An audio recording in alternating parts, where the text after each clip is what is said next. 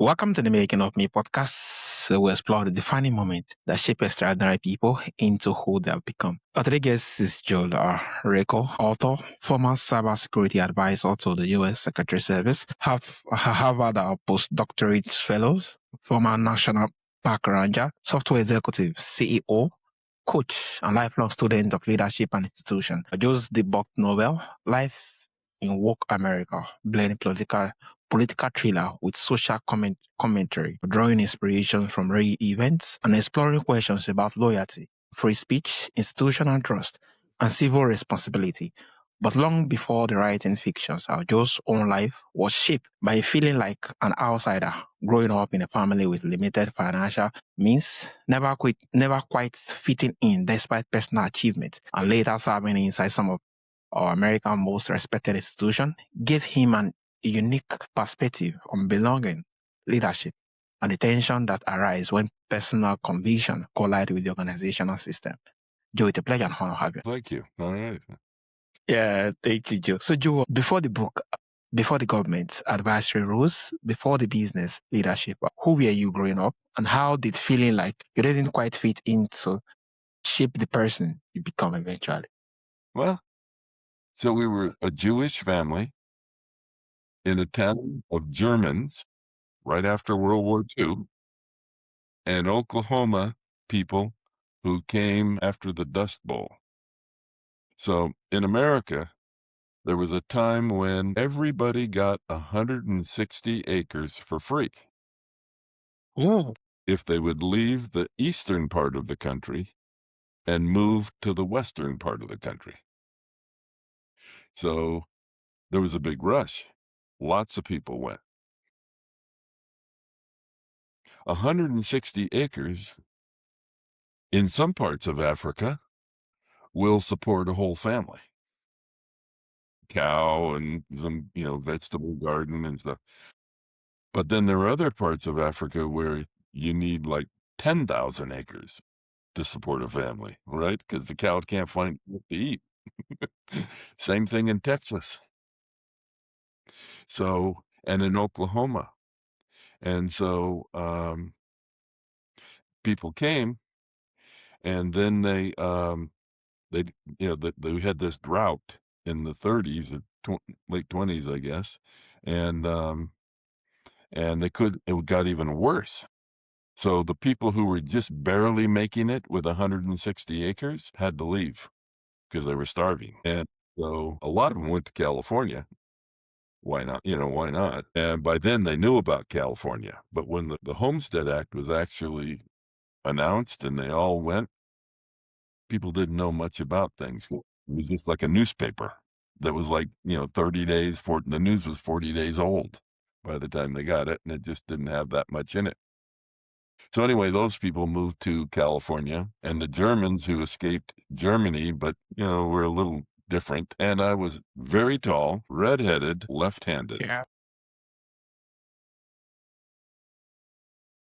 And the thing that really brought me in, that I felt like was my pathway in, was that I was a good baseball player because I was big, tall, left-handed. And and I pitched, and I had some talents. And so all those German coaches and Oklahoma coaches, they wanted me on their team.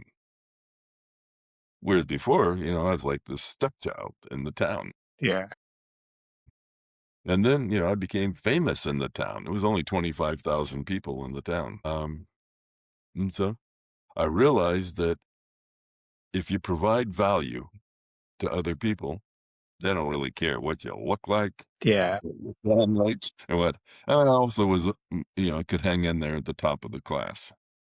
I was never the smartest, but I was close. Mm. I feel like that's my whole life, is that I've never been the best on like a national level. But, even at Harvard, I wasn't. Those guys were so much smarter than me, but I could hang with them. Yeah. They'd have these long thoughts. I could get 3/4 of the way with them. Oh, amazing. Amazing. And then, I've competed. Here's a baseball story. For first base at UCLA. And I competed with this guy named Chris Chambliss. Now, you're probably too young for it, but he's almost a Hall of Fame baseball player. Almost. Um, and he and I competed for first base, and he won, but he had to compete. Yeah. That's just Yeah, that is really a whole lot and a whole lot of experience and yeah, yeah, growing up. yeah. And so you have said that one of the defining challenge of your life was never really fitting in despite receiving recognition and accomplishments. Looking back, how did those tensions influence your identity and your desire to question acceptable ideas? People were not looking out for me. People had ideas and intentions that were not consistent with my well-being. And I believe I became very sensitized to that. And so I can pick it up right away. So like I was among the first of all the people I know that realized, but not as soon as others, but I mean, that our government was not representing the middle class. And I never thought of myself as anything but the middle class. And then the big moment came when my wife and I were in COVID, quarantining on the ranch in Texas, and we thought we'd go to J6. You know, January 6th event? Yeah. Okay, you've heard about it, okay. And we ended up not going, but 1,000 people from there got arrested for being just like us. Old people, Oh, old people, no criminal record, barely any evidence of us in politics, and they go to this event. And it's a setup for Trump to catch him and discredit him.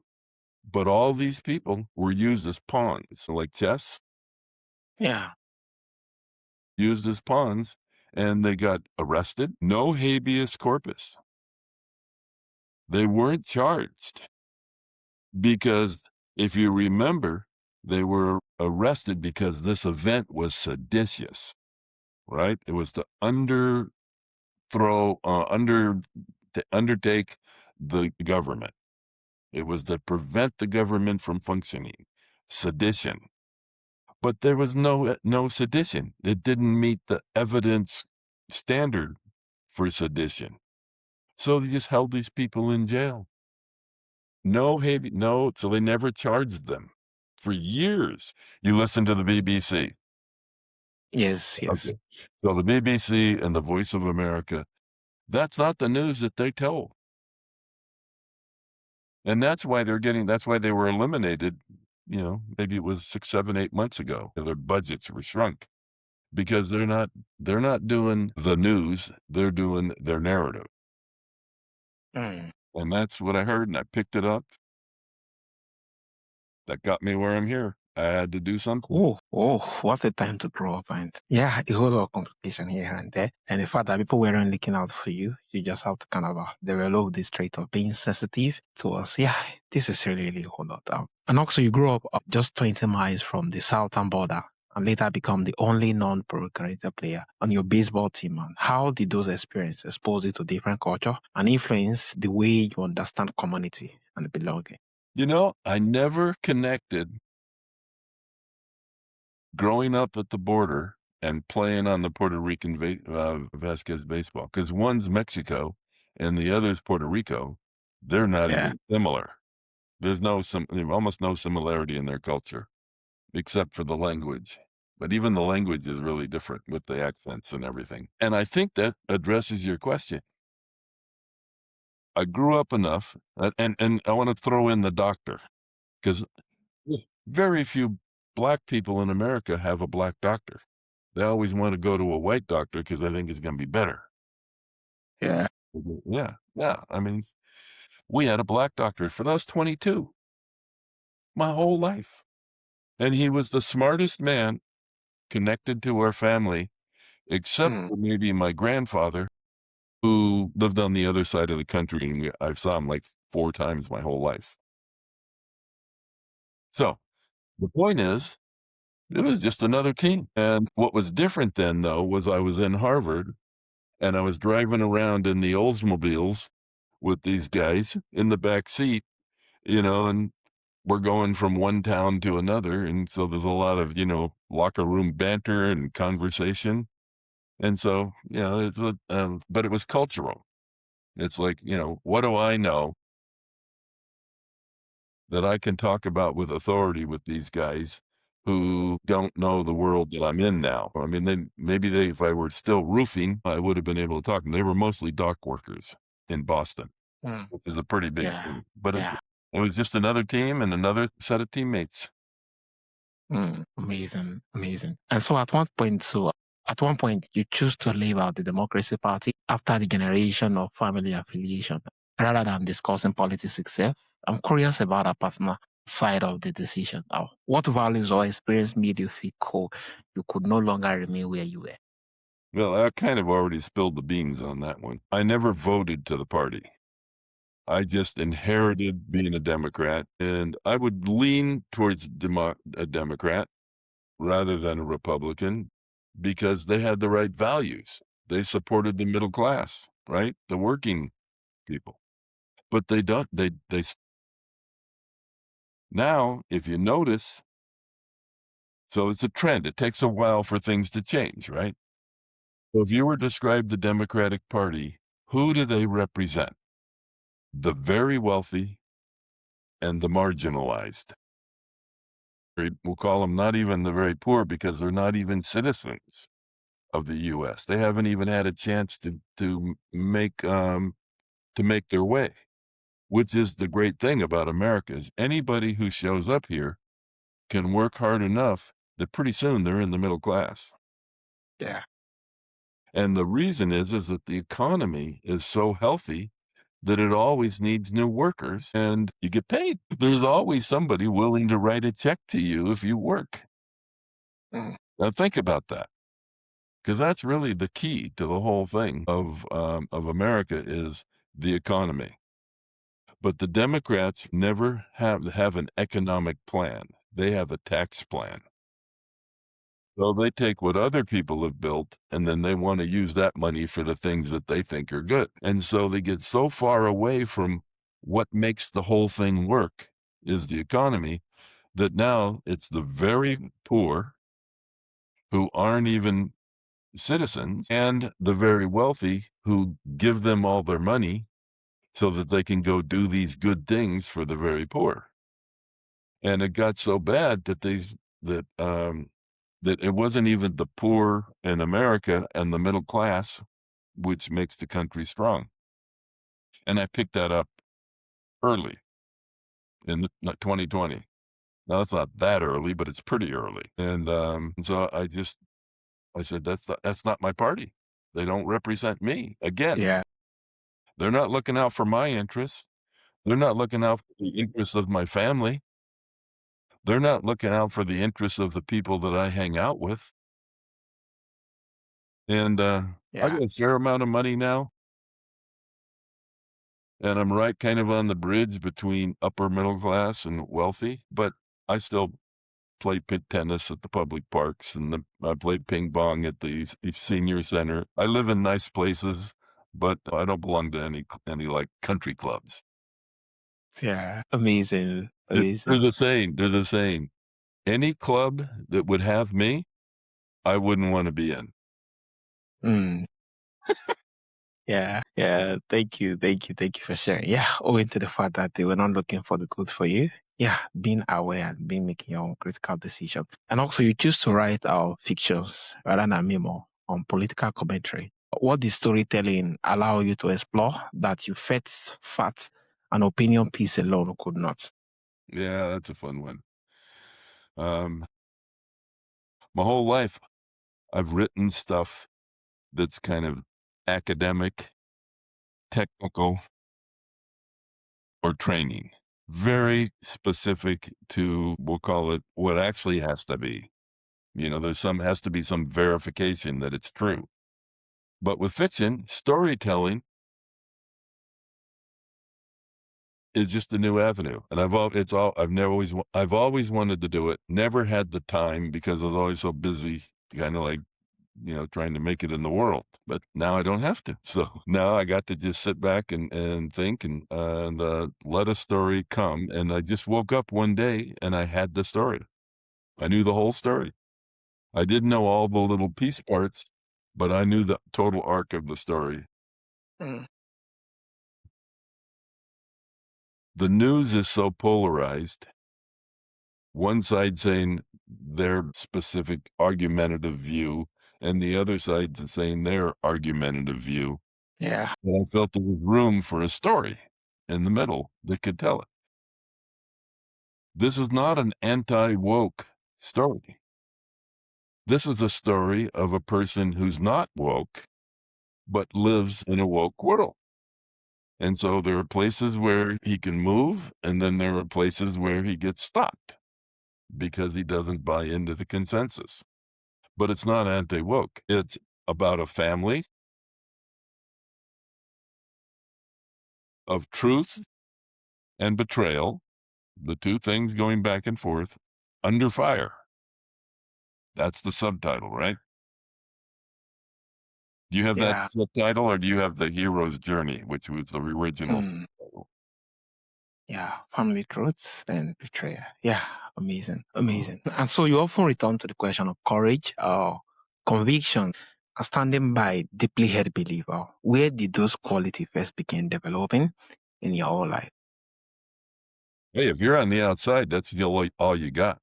If you're poor and you're on the outside, the first thing is you get to the inside by providing value, right? Yeah. So I got into the depth of the government.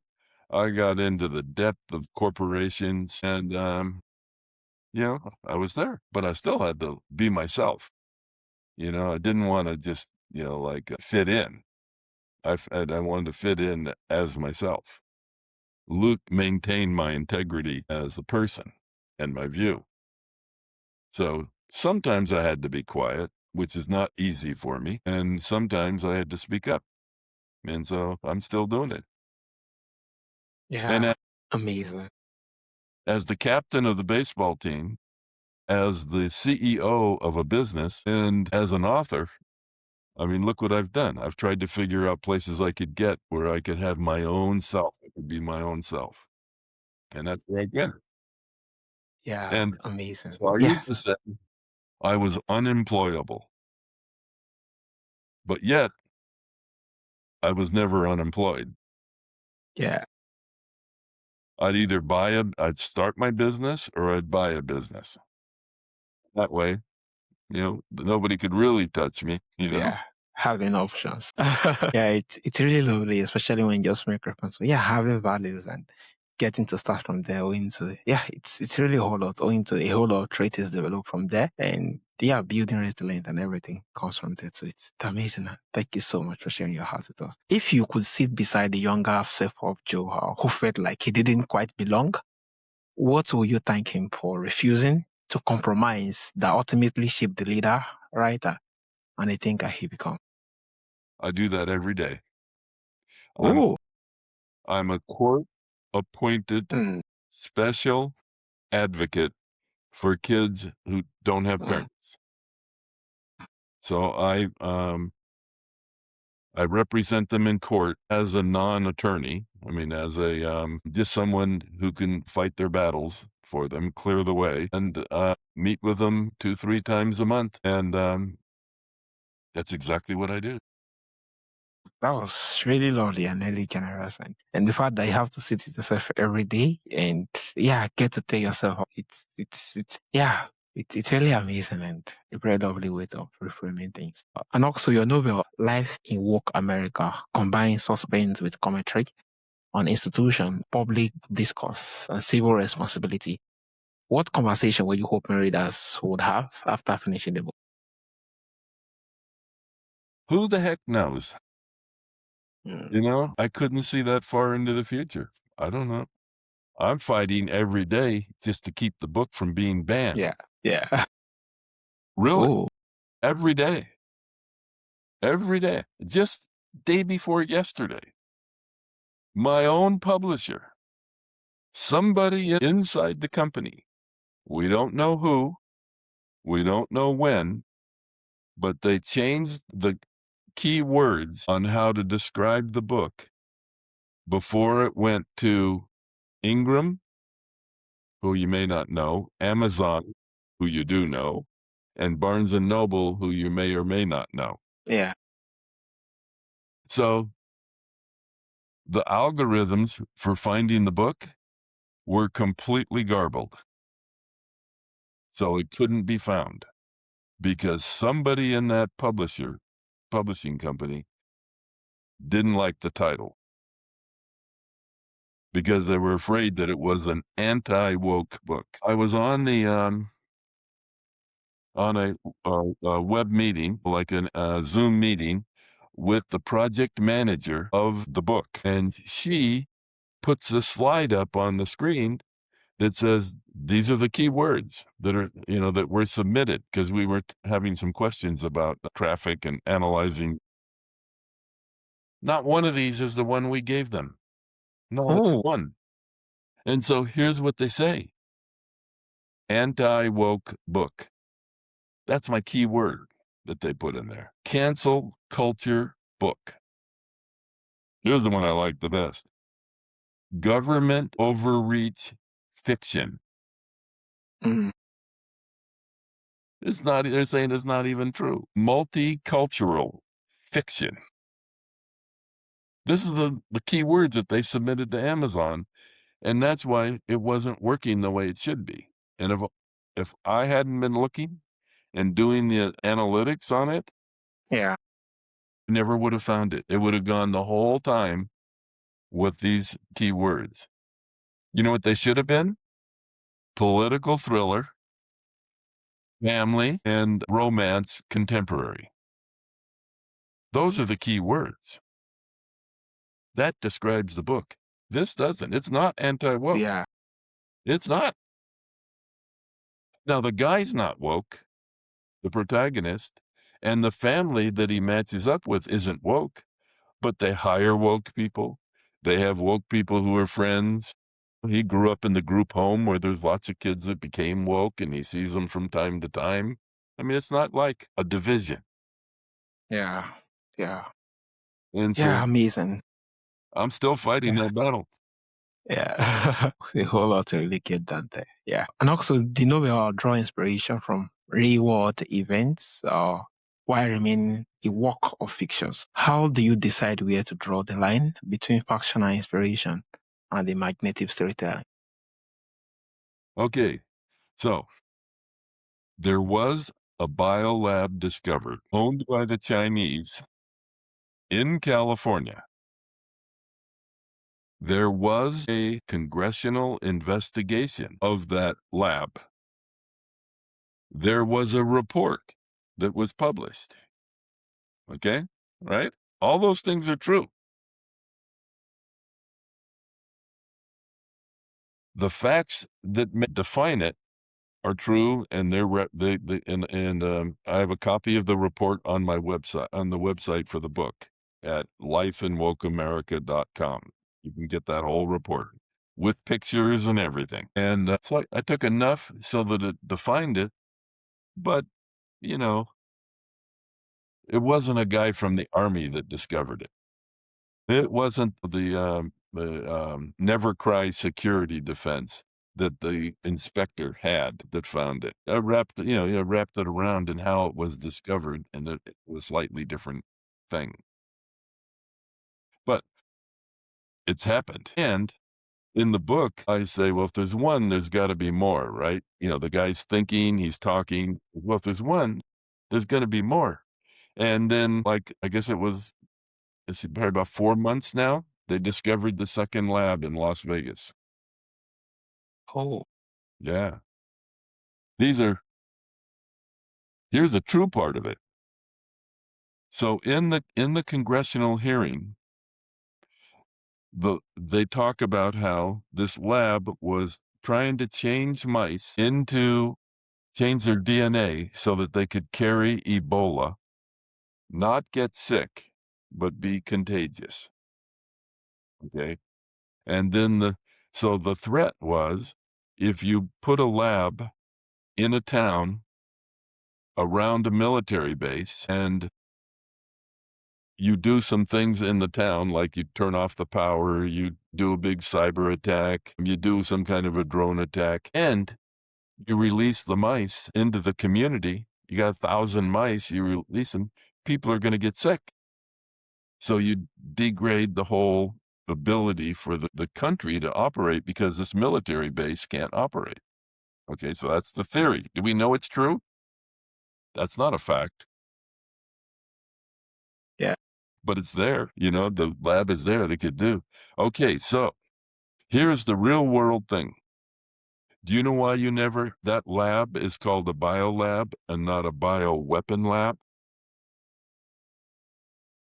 You don't, do you? You've Mm. never even heard of this whole thing. I don't know. Most people have. Yes. Yeah. So in Congress, somebody argued that a single mouse does not have the lethality of a bioweapon to make it a bio. Mm. And that's why they didn't call it a bioweapon, and that's why it didn't scare everybody. It's just a lab. Most people don't even think about labs. But if you have 12,000 labs, you have 12,000 infected mice in 6 cities. Oh, See, you think about it like that. Now that's a bioweapon. That's a bioweapon. And so, yeah. and that is the reason why nobody ever heard about this, is because the senator said that one mouse is not a bioweapon. And they couldn't, for whatever reason, I don't have the transcript from the hearing. Nobody got over that argument. And so it's just a biolab. Mm.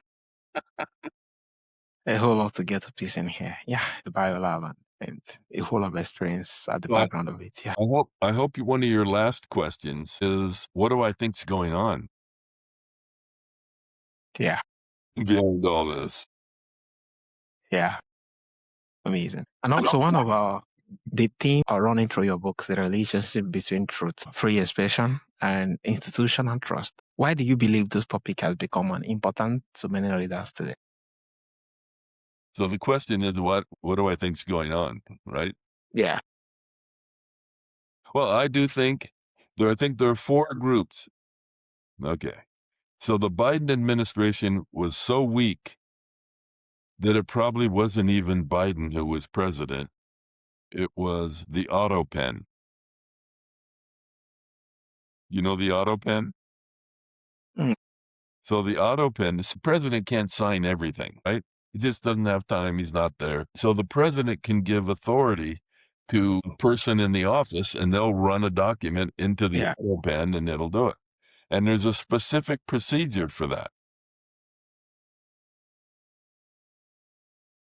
Joe Biden's signature was done by the auto pen.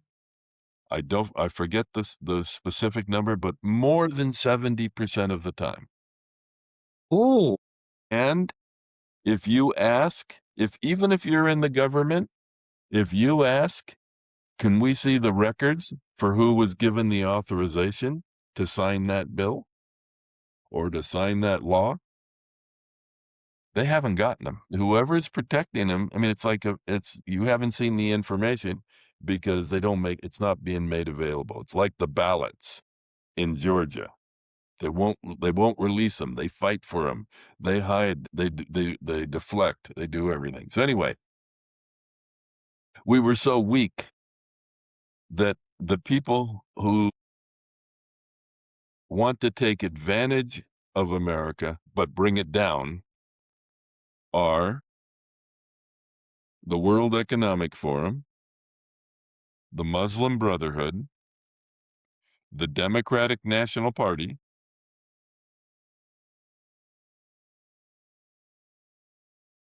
I forget the fourth. And so I think, the Chinese. The Chinese. They're all working against the U.S. operating under the Constitution. Okay, think about that.